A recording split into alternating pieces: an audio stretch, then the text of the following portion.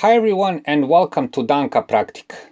Your washing machine has a drawer where you pour the detergent, softener or else. Over time it gets dirty or even clogged and you will not get good washing. We'll show you how to clean it. It's simple and takes only a couple of minutes. So stay tuned. Danka Praktik. The first thing you have to do is to pull out the drawer.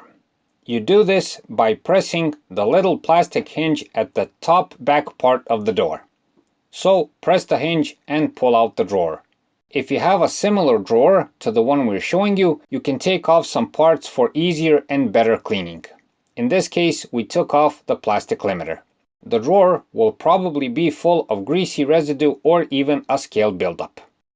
You can clean it with a small brush, a toothbrush perhaps, or something else. If the residue is more resistant, you can use dishwashing detergent to get it off.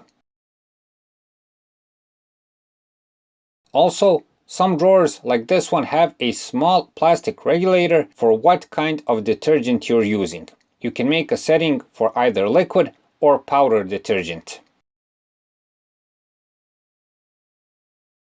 Besides this, you should also clean the drawer housing since water goes through it and washes the detergent into the system. Again, for this job you can use a toothbrush or some other kind of brush, and with it you should clean the water hose on top and the opening at the bottom.